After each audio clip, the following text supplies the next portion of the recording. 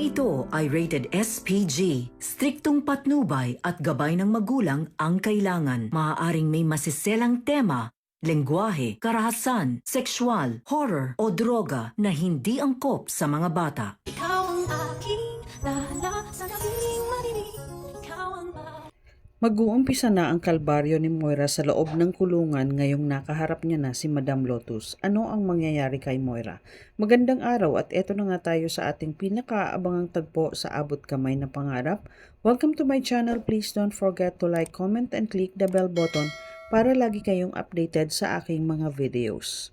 Samantala, sa unang araw ni Moira sa loob ng kulungan ay nakakuha na siya agad ng katapat na si Mildred, ang kaibigan ni Chang Susan. Nakasama na ni Moira si Mildred noon sa kulungan at dahil nagbabalik si Moira ay may pa-welcome si Mildred sa kanya.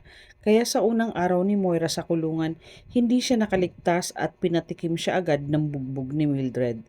Kaya sa unang gabi ni Moira sa selda ay umiiyak ito at sinasabi niya na humanda kayo pag ako nakalabas dito ay gaganti ako. Kinabukasan, naabutan ng grupo ni Mildred na natutulog pa si Moira kaya binuhusan nila ito ng tubig para magising. Dahil maiutos sa kanya si Mildred na linisin ang kwarto ni Madam Lotus.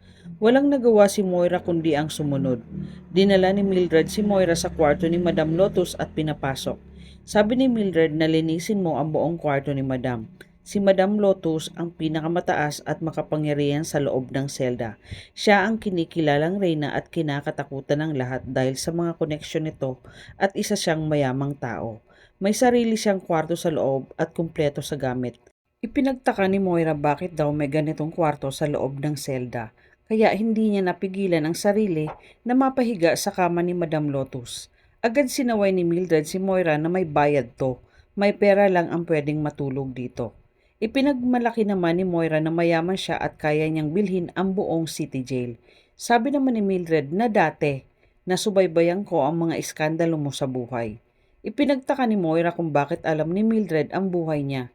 Sabi ni Mildred dahil sa internet at kapag kadikit mo si Madam Lotus. Maya-maya ay umalis na si Mildred, naiwan si Moira sa loob ng kwarto.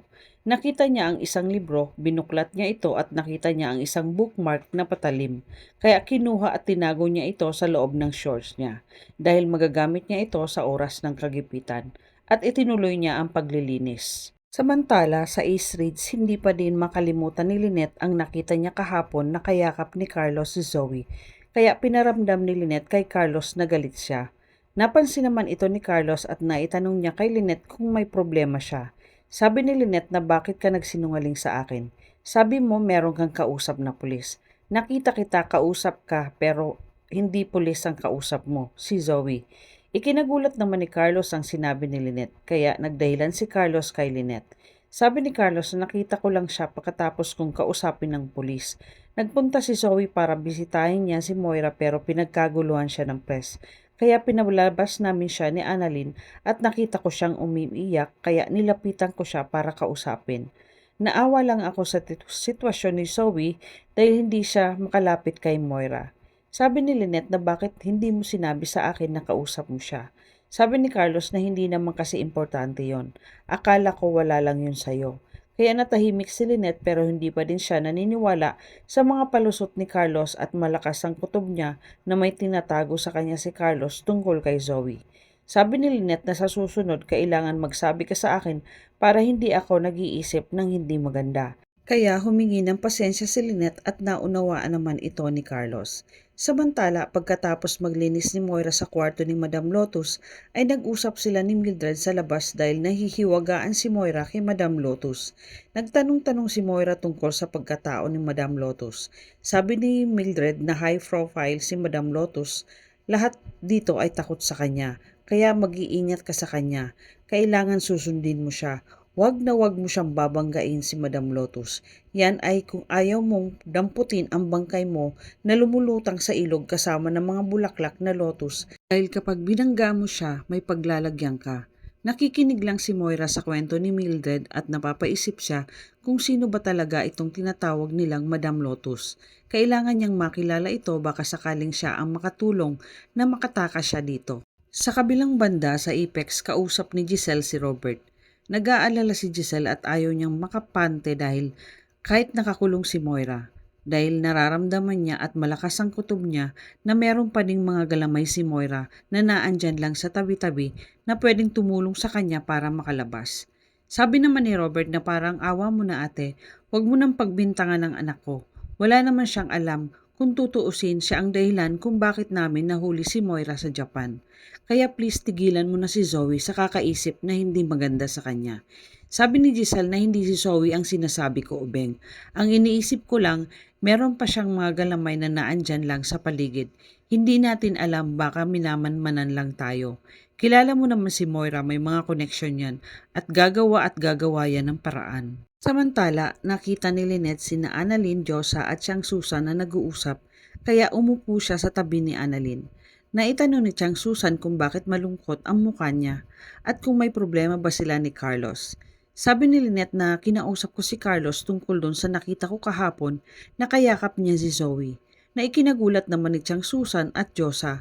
Malakas ang kutob ni Lynette na may tinatago si Carlos sa kanya tungkol kay Zoe dahil iba ang pakiramdam niya nung nakita niya ito. Sabi ni Josa na di kaya may something si Zoe at Doc Carlos. Pinalo naman ni Chang Susan si Josa at sinabihan niya ito na tumahimik ka nga at napaaray si Josa. Habang si Lynette at Annalyn ay nakikinig lang sa dalawa. Sabi ni Chang Susan na tumigil ka nga, hindi pwede yon, baka mag-ama pa kasi iba din ang kutob ko sa kanilang dalawa. Hindi kaya mag-ama nga sila? Napapaisip naman si Lynette na baka nga totoo ang hinala nila at kailangan niyang alamin kung ano ang sikreto ni Zoe at Carlos. Samantala, sa loob ng kulungan sa kantin, oras na ng kain ng mga preso at nagaantay na silang lahat. Habang si Moira tamihimik na nakaupo sa isang lamesa at nakayuko. Dumating na si Madam Lotus at nakita siya ni Mildred at nilapitan niya ito. Nabanggit ni Mildred na may bagong pasok ngayon at itinuro ni Mildred kung nasaan si Moira. Tiningnan ni Madam Lotus si Moira at maya-maya ay nilapitan niya ito. Hinawakan ni Madam Lotus ang likod ni Moira at nakangiting binati siya nito na hello, habang nakayuko si Moira. Ikinagalit ni Moira at sinabihan niya ito na alam mo huwag ngayon, gutom ako, baka hindi kita matansya at sinagawan niya ito na tumabi. Ang hindi alam ni Moira na si Madam Lotus na ang kaharap niya, na ikinagulat din ng mga kasamahan nila ang inasta ni Moira sa harap ni Madam Lotus. Tumayo si Moira para lumipat ng pwesto, kaya ikinagalit ni Madam Lotus ang ginawa sa kanya ni Moira dahil ayaw na ayaw nito na tinatalikuran siya kapag kinakausap. Kaya pagtalikod ni Moira sabay kinuha ni Madam Lotus ang tinidor at tinusok ang likod niya.